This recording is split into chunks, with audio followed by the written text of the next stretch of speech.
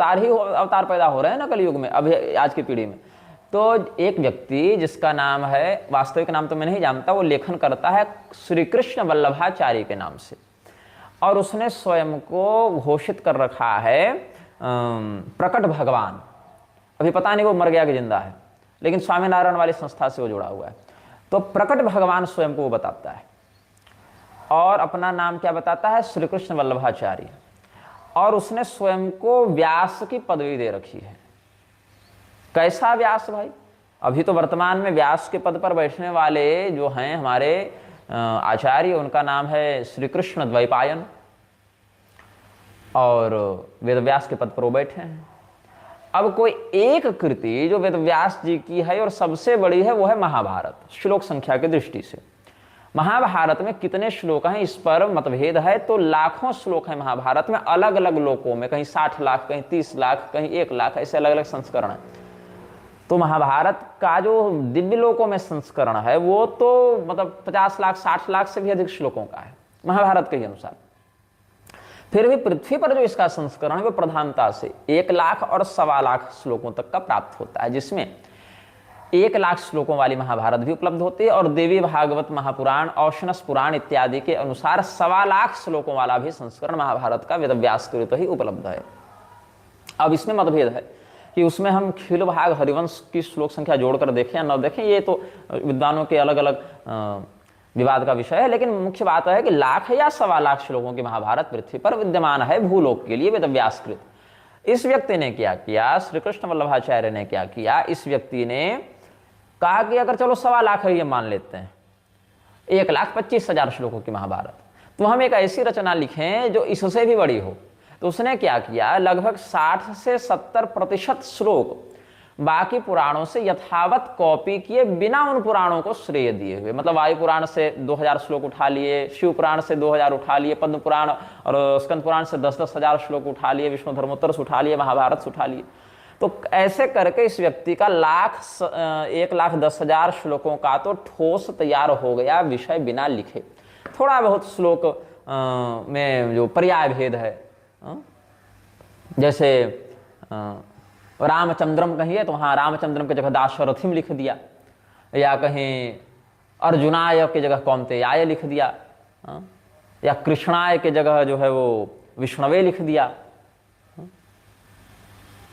तो या राघवेंद्र राय की जगह सीतापति लिख दिया। तो ऐसे करके श्लोकों में या तो बहुत आंशिक फेरबदल करके या बिल्कुल फेरबदल किए बिना ही पूरे के पूरे श्लोक को यथावत इसने कॉपी किया। किसने?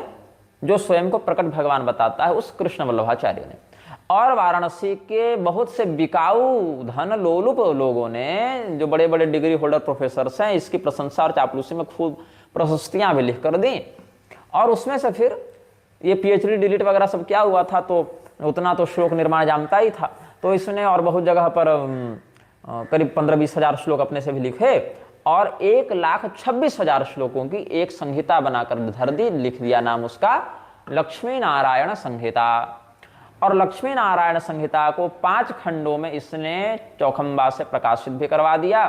तो क्या चौखंबा से प्रकाशित हो जाने मात्र से ये व्यक्ति प्रकट भगवान बन जाएगा, या इसके द्वारा लिखा गया जो स्वामी नारायण जो प्रपंच है वो मान्य सनातन संप्रदाय हो जाएगा? नहीं हो सकता ना। तो ऐसे ही अगर चौखंबा ने अल्लोपनिषद भी छाप दिया, तो छाप देने मात्र से वह प्रामाणिक श्रुति नहीं हो जाती, पहली बात। हाँ, मुक्तिकोपनिषद की बात माने तो सहस्राधिक उपनिषद हैं, उसमें 108 प्रधान हैं। वर्तमान में उपलब्धता अगर देखें तो 200 लगभग उपनिषद प्राप्त होते हैं, जो मेरे संग्रह में है। और भी किसी के पास होगा तो पता नहीं, लेकिन वो 200 हैं, जिसमें अल्लोपनिषद भी 2 प्रकार का मेरे पास उपलब्ध है। ये लोग बताते हैं अल्लोपनिषद जो है 2 प्रकार का, एक तो अकबर ने लिखवाया था, कब लिखवाया था इसके विषय में मतभेद है। तो उसमें एक विद्वान का, मुझे विद्वान से तात्पर्य मैं उनको व्यक्तिगत नहीं जानता, उन्होंने लिखा है इस विषय में। क्या लिखते हैं वो, एक पुस्तक का वो हवाला देते हैं,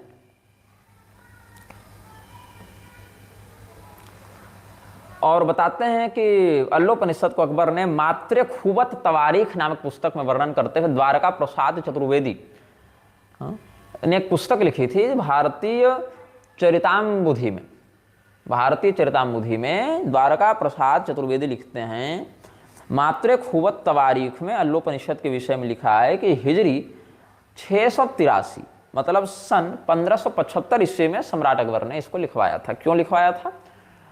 ताकि इस्लाम को सनातन की चाशनी में लपेटकर हिंदुओं को अपने में मिलाया जा सके। अस्तु, अब इस पर पूरी शंकराचार्य जी के इस कथन की डिफेंडिंग में, जैसा कि ये लोग हर बार निर्लज्जतापूर्वक आ ही जाते हैं, पूरी शंकराचार्य जी ने ऐसे ही एक बार ईसा मसीह को वैष्णव बता दिया था, कह दिया वो तो पुरी में ही आकर रहे थे, पढ़े भी थे गोवर्धन मठ में।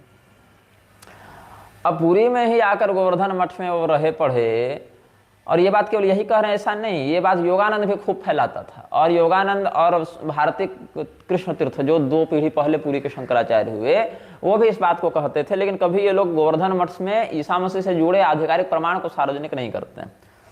और न कभी ये लोग कहते हैं आधिकारिक रूप से वेटिकन वालों से कि भाई यहाँ ऐसी बात है, तुम लोग ईसा के बारे में भ्रम फैलाना बंद करो, ईसा तो हमारा चेला था। ऐसा भी नहीं। अब तो फ्रांसिस मर भी गया, और फ्रांसिस के मरने पर जो उसके औलादें यहाँ हैं वो राष्ट्रीय शोक मनाए घूम रही हैं, और शंकराचार्यों के ब्रह्मलीन होने पर कोई संदेश भी ये लोग प्रसारित नहीं कर सकते। जो लोग कहते हैं चलो शंकराचार्य ब्रह्मलीन हुए तो शोक संदेश क्यों दें, तो चलो उत्सव ही मना देते, वो भी नहीं हो सकता इनसे।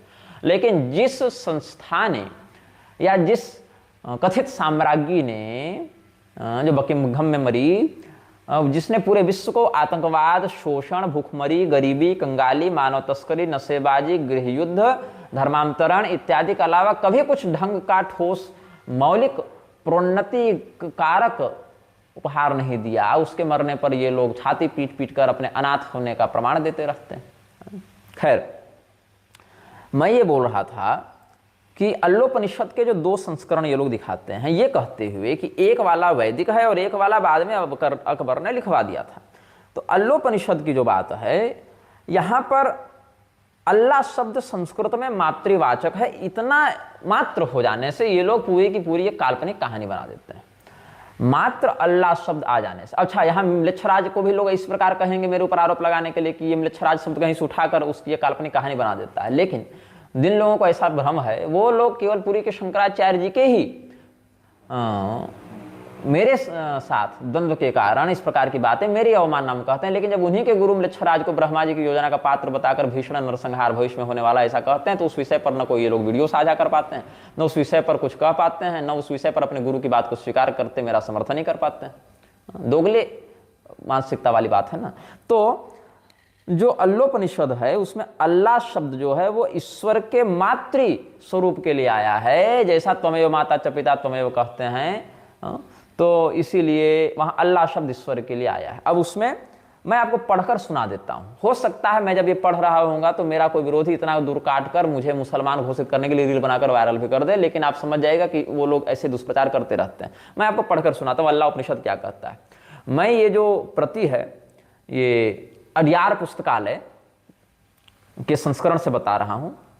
दिव्यानि धत्ते धत्ते दिव्यानि दिव्यानि धत्ते धत्त इलल इलले धत्ते धत्त इलले धत्त इति धत्ते इलले वरुणो वरुण इलल इलले वरुणः इलल इति इलले वरुणो राजा राजा वरुणो वरुणो राजा राजा पुनर्दुः पुनर्दु राजा राजा पुनर्दुः पुनर्दुरिति पुनः दुः ह्वयामि मित्रो मित्रो ह्वयामि ह्वयामि मित्रः मित्र इलामिमां मित्रो मित्र इलाम इलामिलल इलल इलामिला इलले इलल इलामिला इलमिलल इलल इलाम इलो वरुणो वरुण इलामिलाम वरुणः वरुणो मित्रो मित्रो वरुणो वरुणो मित्रः मित्रस्तेजस्कामस्तेजस्कामो मित्रो मित्रस्तेजस्कामः तेजस्काम इति तेजः कामः अथ अयामिला मिला मया मया मिलाम इलाम त्वं त्वमिला मिलाम त्वं त्वमर्यमर्यमं त्वं त्वमर्यमं अर्यमम वरुणो वरुण, यहाँ द्वित्व का उच्चारण अभ्यास दोष हो गया, ये तो अथर्ववेद के अंतर्गत लोग बताते हैं। खैर, अर्यमम वरुणो वरुणोर्यममर्यमम वरुणः वरुणो दधम दधम वरुणो वरुणो दधम दधम दीर्घायुर्दीर्घायुर्दधम दधम दीर्घायुः दीर्घायुर्वहते वहते दीर्घायुर्दीर्घायुर्वहते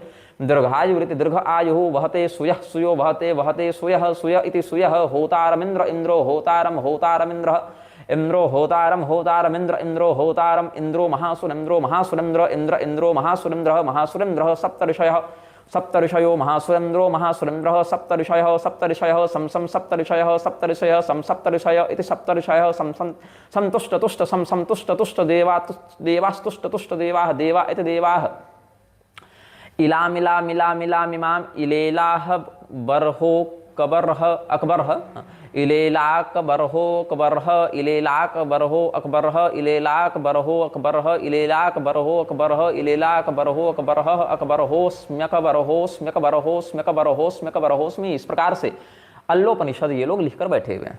अब इसमें आप गौर करेंगे तो घन पाठ की नकल करते हुए किसी धूर्त ने इसमें शब्दों का द्वित्व या पुनरुक्ति करते हुए खास तरीके से एक स्पेशल पैटर्न में इनको व्यवस्थित किया है, जिसका कोई ठोस अर्थ या प्रसंग स्पष्ट नहीं हो पाता इस प्रकार की उक्तियों का। दिव्यानि धत्ते धत्ते दिव्यानि दिव्यानि धत्ते, वो जो घनपाठ की शैली में ये लोग लिख दिए हैं। इलले वरुणो वरुण इलल इलले वरुण वरुणो राजा राजा वरुणो वरुणो राजा, होतारम इंद्र इंद्रो होतारम होतारम इंद्र इंद्रो होतारम होतारम इंद्र इंद्र होतारम। ये सब क्या है?